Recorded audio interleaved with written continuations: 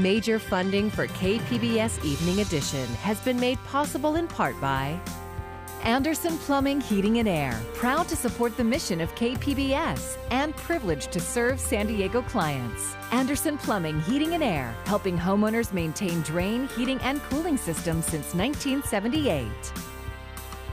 And by the Conrad Prebys Foundation, Darlene Marco Shiley, and by the following.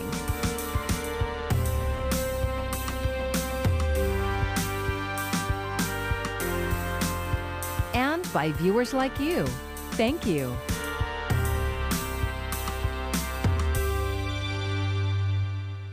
Good evening. It's Monday, September 13th. Thank you for joining us. I'm Maya Trabulsi. An Oceanside man is in custody tonight. U.S. Capitol Police say he was apprehended near the Democratic National Committee headquarters. And as Tanya Thorne reports, it's what he had in and on his truck that led to his arrest.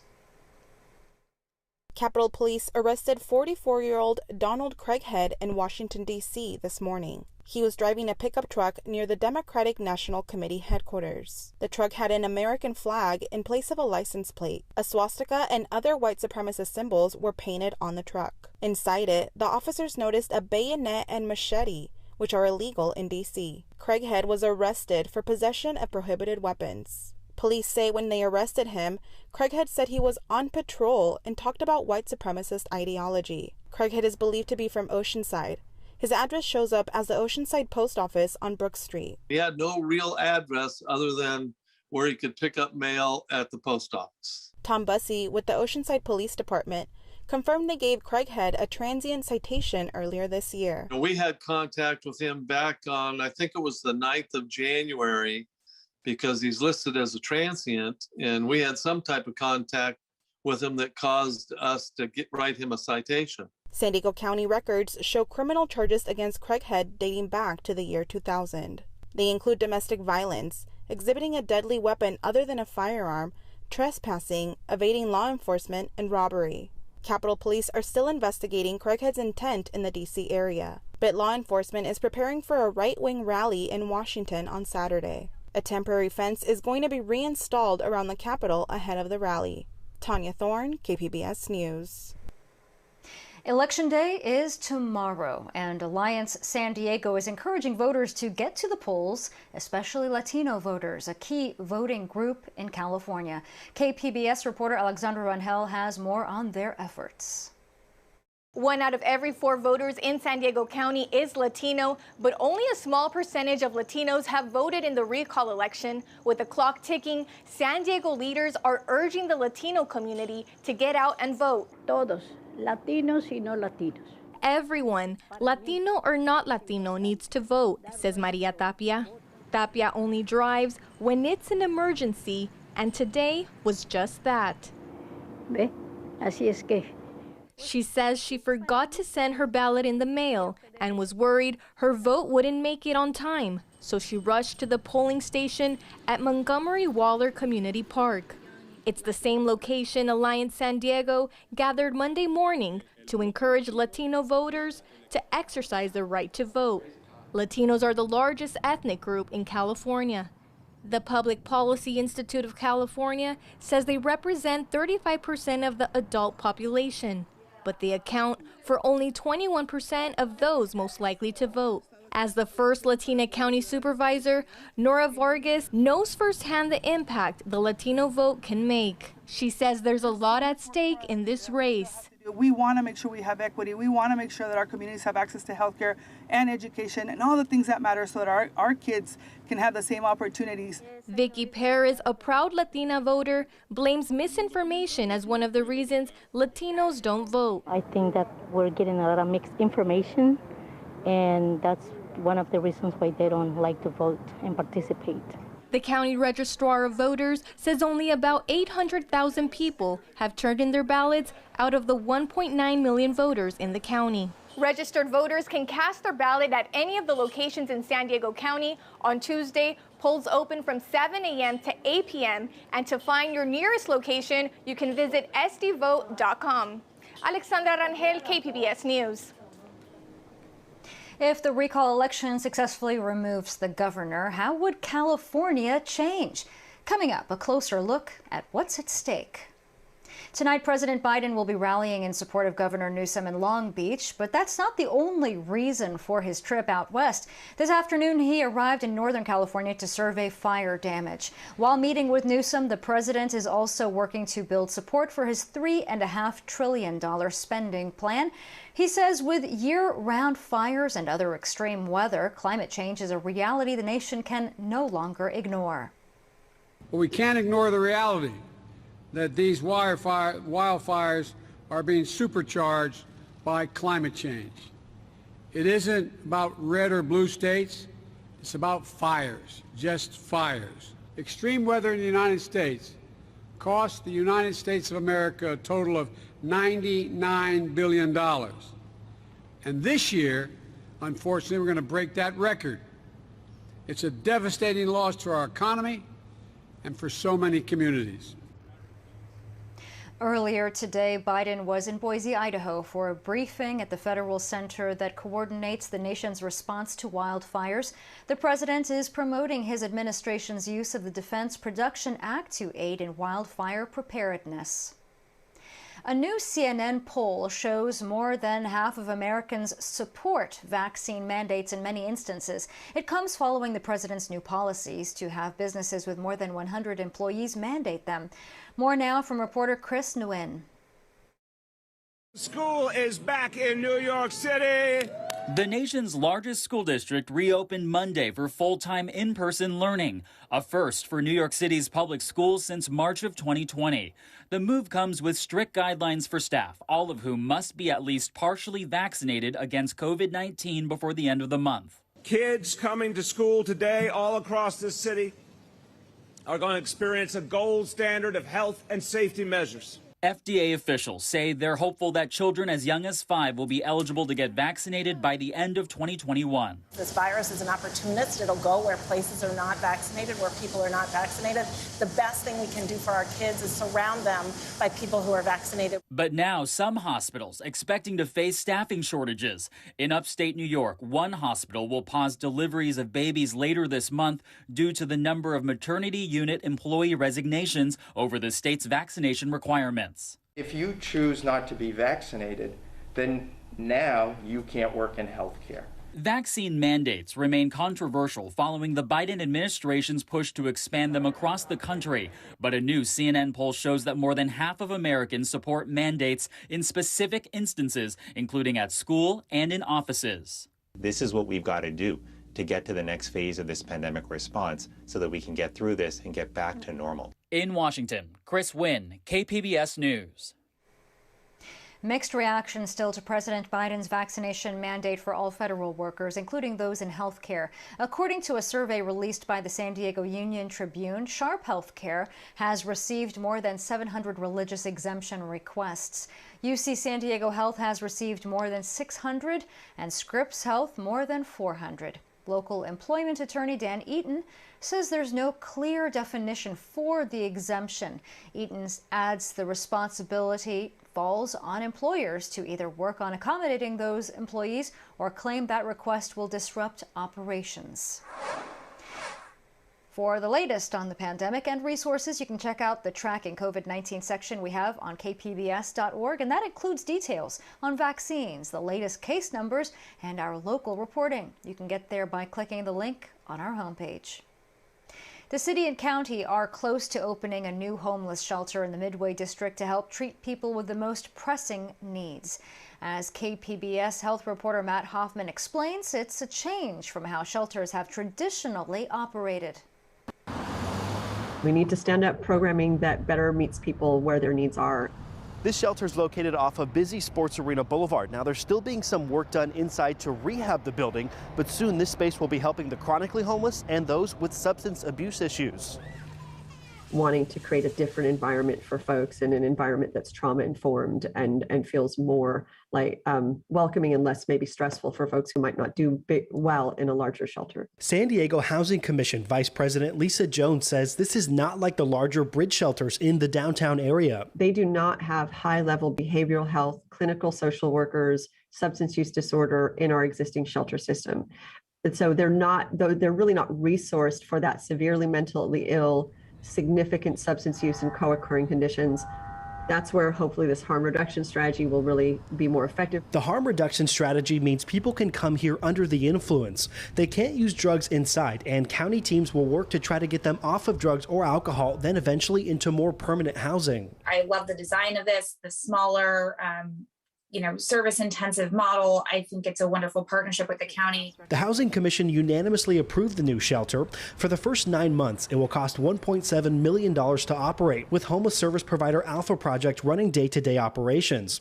The price per bed here is higher than existing shelters, but officials say that's to make sure there are enough services and on-site security. Frankly, we've overinvested just to make sure that we don't understaff this program, and we can always scale back, but we want to make sure that it's successful.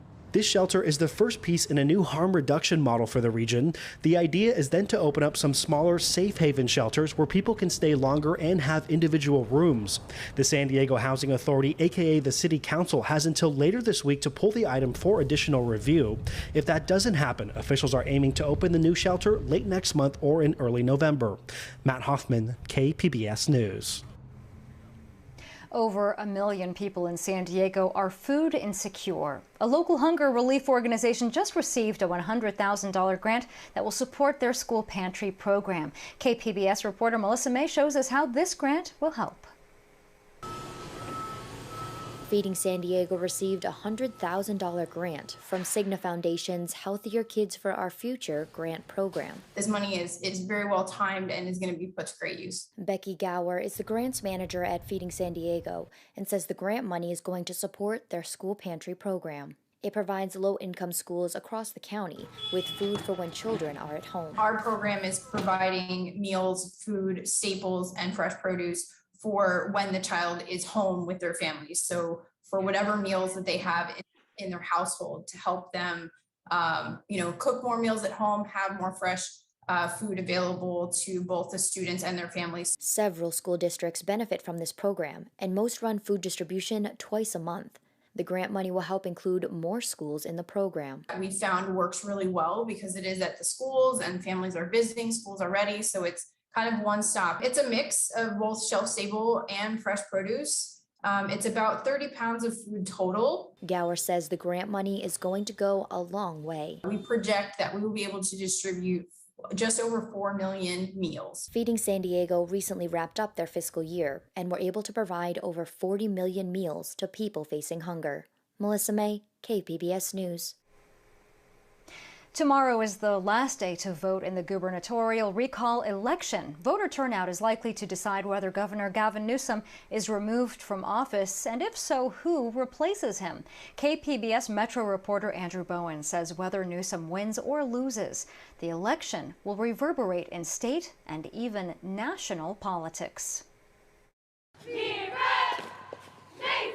In San Diego and across California, students and teachers have been returning to in-person schooling with spirit and a requirement to wear masks indoors.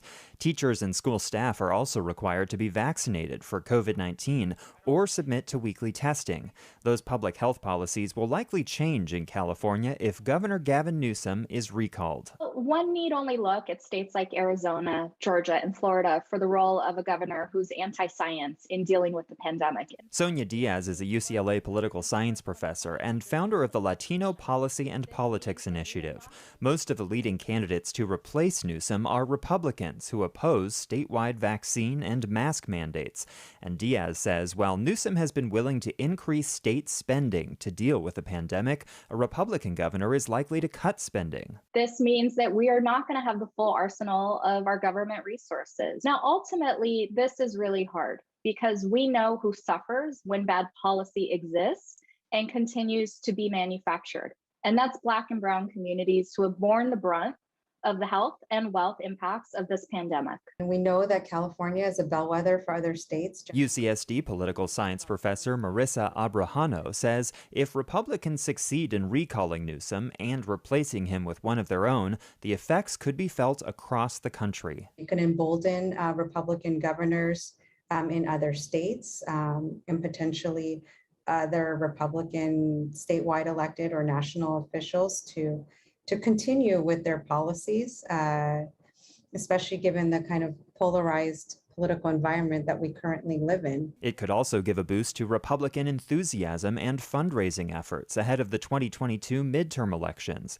Perhaps even more consequential, Dianne Feinstein is 88 and the oldest sitting senator. A Republican governor would almost certainly appoint a Republican to fill her seat if she couldn't finish her term. That would give Republicans their Senate majority back. And Diaz says even conservative appointments to state positions could change how California tackles housing, climate change, and education. These appointments include cabinet positions. They also include positions around important boards and commissions, whether that's the Air Resources Board, the University of California's Board of Regents, but our state judiciary. So those are powers that you can see, from one day to the next shift. What's unlikely to change with the Republican governor is legislation. Democrats still hold supermajorities in the state assembly and Senate, meaning they could pass laws and override a veto from the governor if they stay united. And Abrajano thinks they would. I mean, they're even highly united right now, as we've seen, coalescing around Newsom, agreeing that other potential high-profile Democratic candidates not compete in the recall election. So you can imagine that if we are in that scenario, that they would be just as united or even more highly united. Polling looks much better for Newsom now than it did just 1 month ago. So what if the recall fails and Newsom stays in office? He'll likely go into his 2022 re-election campaign even stronger, though Diaz says his margin of victory would matter a lot. Is this within a 5-point margin? Is he going to hit it out of the park, which is more unlikely? To what extent is it going to be called that evening?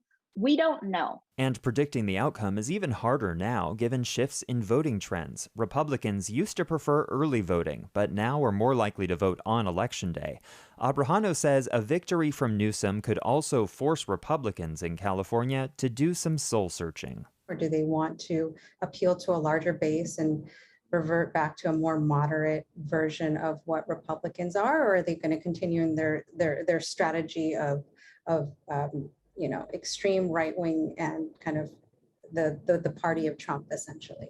Abrajano and Diaz agree a Republican governor would face an all but impossible re-election campaign in 2022.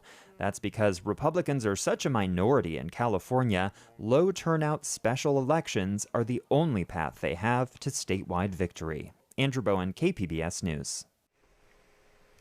As we mentioned, President Biden surveyed the damage caused by wildfires in Northern California today. Some residents in El Dorado County are able to finally return home after the Caldor fire, which has burned more than 219,000 acres.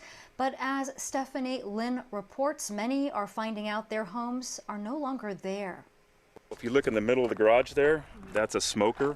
Jeff Cornett walks us through what's left of his Grizzly Flats home. That was my fireplace, or the wood stove. The backdrop of so many precious memories burned to the ground. It was a little bit of emotional, but for the most part, I kind of knew what I was coming here to see. He's getting through it, he says, by moving forward, already counting the costs and options to rebuild an even better home. The spark of all this devastation of goodness is what I can put back into this property.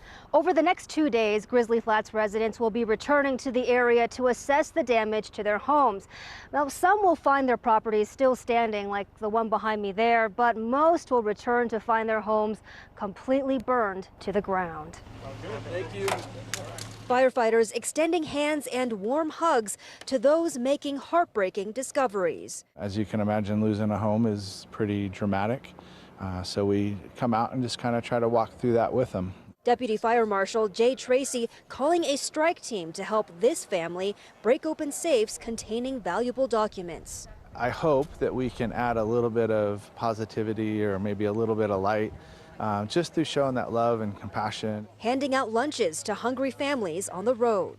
I wear a City of Fresno patch on my sleeve, but today I'm a Grizzly Flats firefighter. President Biden is likely to tour the area on Monday. Biden wants to do something, get FEMA to approve this a national disaster and get FEMA help in here for the people of Grizzly Flats and all of the Caldor fire victims. A call for more assistance as the town works to rise from the ashes. God bless everybody that lost their home like me, and stay strong. And that was Stephanie Lynn reporting. At least 780 homes have been destroyed in the Caldor fire. As of the last update, CAL FIRE said it was 67% contained. 4 San Diego area firefighting agencies are getting state grants for wildfire prevention and preparedness programs. San Diego County received more than $5.2 million. The Palo Band of Mission Indians, over $401,000. Urban Corps of San Diego County, more than $181,000. And Deer Springs Fire Safe Council, over $24,000. Nearly $138 million is going out to agencies across the state.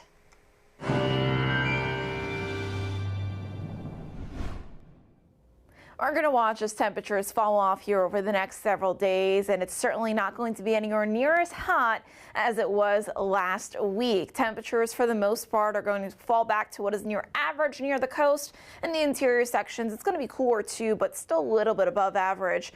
And there is not much in the way of rain in the forecast. In fact, it's looking to stay bone dry in the days to come. Temperatures for tonight dropping back down to 59 over in Oceanside, 65 for you in San Diego. El Cajon getting down to 62 degrees for that overnight low. Looking at the Tuesday, it is a sizzling hot day for the interior sections here of the Southwest. High pressure is in control. It is sunny. It is warm. The one area you'll find some cooler conditions is going to be up and down the coast here from Northern California all the way down into Southern California. So again, the interior sections certainly still warm for Tuesday. Temperatures getting back up into the upper 80s in Escondido, Borrego Springs, triple digits for you, 91 out towards Ramona. And then Wednesday, again, one more hot day, and then things are going to drop off here for the later part of the work week. Again, one more day here as we look ahead to the next several days. Near the coast, though, things are going to stay relatively cool or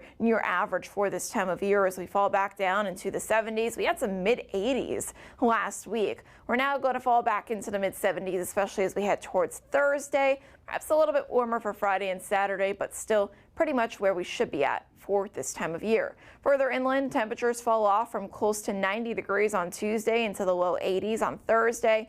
And we'll keep those low to mid 80s for the end of the work weekend, pushing into the weekend. Plenty of sunshine in the forecast for the mountains with some cooler air on the way, falling out of the 70s into the mid to even low 60s by the time Saturday rolls around next weekend. In the deserts, it's not going to be cool here. We're still going to hold on to the triple digits, but you can notice a little bit of a cooling trend here in the forecast too. For KPBS News, I'm meteorologist Jessica Pash. The staffing shortage nationwide is not just affecting the private sector. It's also affecting public transportation. As KPBS's Alexander Nguyen shows us, the bus driver shortage in North County is causing some people to be late for work. Commuting to work by public transportation relies on one thing: the buses be on time. When they're late or cancel, it can cause some people to be late for work, like Victoria Del Rose. She's had 3 buses canceled on her. That is frustrating, like I said, because I like to get to work on time. So me not being to work on time was frustrating. Del Rose is not alone. Jonathan Modano shares the same frustration. He's been commuting with the North County Transit District, the NCTD, for more than 10 years. I haven't seen this many delays in a while. In the past week, NCTDs had had to cancel bus trips for more than 40 times. While there is a nationwide shortage of bus drivers, the problem is more acute at MCTD. San Diego's Metropolitan Transit District, for example, says it has to cancel trips only on rare occasions. NCTD says it is working with its contractor, MV Transportation, to hire more drivers and making operational changes to lessen the impact on riders. The staffing shortage has forced MV Transportation to mandate required overtime. That is causing burnout, says Matthew Snyder, the union rep for the drivers. You know, you put all this together and it just creates a massive staffing issue. He says staffing shortage will get worse if this continues. In the North County, Alexander Nguyen, KPBS News. San Diego is home to one of the top 10 public universities in the country. UC San Diego comes in at number 8 in the latest ranking by U.S. News and World Report. The school was also ranked 13th among best colleges for veterans and 34th in the complete list of more than 300 private and public universities nationwide. San Diego State University ranked 67th among public universities and 148th overall.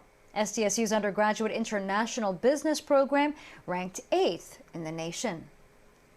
I'm Judy Woodruff. Tonight on the NewsHour, U.S. Secretary of State Blinken faces scrutiny over the U.S. withdrawal from Afghanistan. Coming up at 7 after Evening Edition on KPBS. And here's another look at today's top stories. A 44-year-old Oceanside man is under arrest after U.S. Capitol Police say they found knives and a machete inside his swastika-adorned truck near the Democratic National Committee headquarters. Donald Craighead faces possession of prohibited weapons charges. He reportedly told officers he was, quote, on patrol and began talking about white supremacist ideology. And Alliance San Diego is encouraging everyone to vote in tomorrow's gubernatorial recall election, especially those in the Latino community. 1 out of every 4 voters in San Diego County is Latino, and so far only a small percentage have cast their ballot. The county registrar of voters says so far around 830,000 ballots have been returned out of 1.9 million voters in the county. Tomorrow's polls will be open from 7 a.m. to 8 p.m. And you can find tonight's stories on our website, kpbs.org. Thanks so much for joining us. I'm Maya Trabulsi. Have a good night. Major funding for KPBS Evening Edition has been made possible in part by Anderson Plumbing, Heating and Air, proud to support the mission of KPBS and privileged to serve San Diego clients. Anderson Plumbing, Heating and Air, helping homeowners maintain drain, heating, and cooling systems since 1978. And by the Conrad Prebys Foundation, Darlene Marcos Shiley. And by the following.